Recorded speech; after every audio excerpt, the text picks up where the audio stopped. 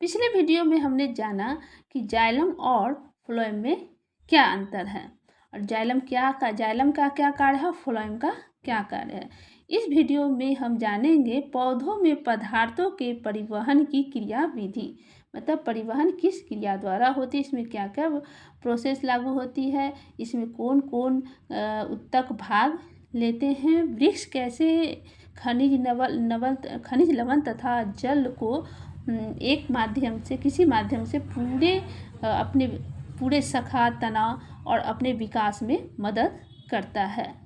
जल, खनिज लवण एवं खाद्य पदार्थों का परिवहन विकसित पौधों में दो क्रियाओं के सहयोग से होता है। मतलब जो जल वो अवशोषित कर रहा है, खनिज अवशोषित कर रहा है, लवण तथा जो प्रकाश संश्लेषण के माध्यम से खाद्य पदार्थ तैयार हो रहे हैं उसका परिवहन, मतलब एक जगह से दूसरे जगह विकसित पौधे यानी कि ऐसा पेड़ जो कि बहुत डेवलप हो गया है उसमें दो क्रियाओं के सहयोग, मतलब दो विधि द्वारा होता है।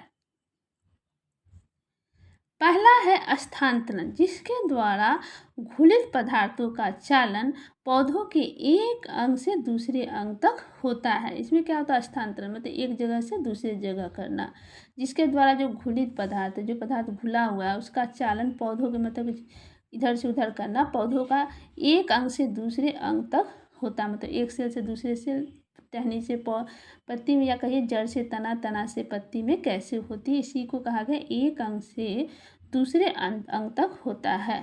दूसरा है वाष्पोत्सर्जन, यानी कि जिसके द्वारा जल पौधे के बाहरी वायव्य भागों के द्वारा वाष्प के रूप में निकलकर हवा में मिल जाती है।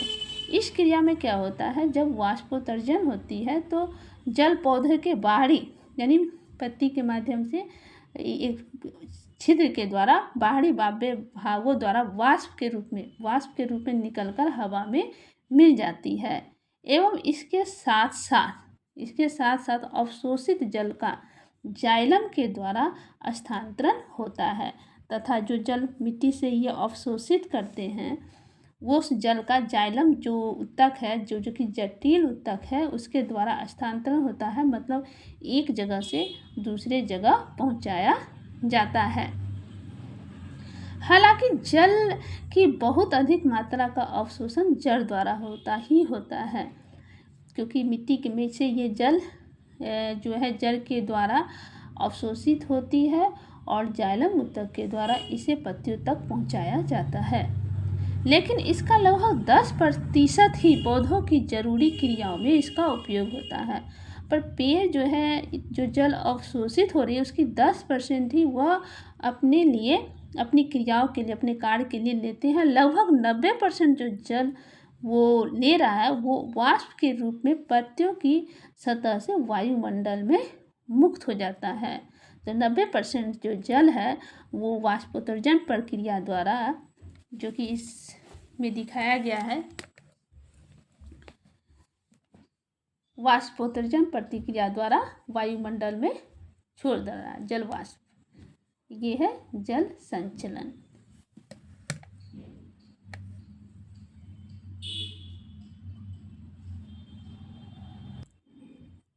ये मिट्टी है, इससे ये 90% जल मतलब अवशोषित किया, 10% जो है पेड़ पौधे अपनी आवश्यकता के लिए करती है और 90% जलवाष्प के माध्यम से ये वायुमंडल में चला जाता है। इस क्रिया को क्या कहता है, वाष्प, यानी वाष्प का उत्सर्जन वाष्पोत्सर्जन कहलाता है। मतलब वाष्प के द्वारा उत्सर्जन कर दिया जल को और जल वाष्प के रूप में वो वायुमंडल में मिल गई।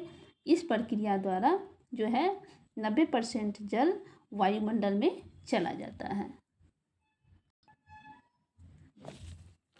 इसमें यह दिखाया गया है कि जाइलम उत्तक तक कैसे जल जाती है। तो मूल रोम यानी जड़, ये मिट्टी है, मिट्टी के कण है, ये मूल रोम यानी जड़ है, इसके माध्यम से जल, ये जाइलम उत्तक है, यहाँ तक पहुँचती है। तो मूल रोम से जल का अवशोषण, यह अवशोषित कर रहा है एवं जाइलम वाहिनियों तक संचलन यानी चलना, चल के जाइलम तक जाती है।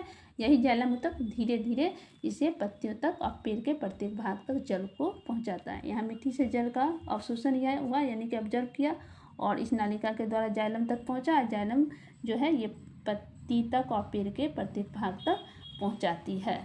अतः मूल रूपों से यानी जड़ से जल का अवशोषण एवं जाइलम वाहिनियों तक संचरण।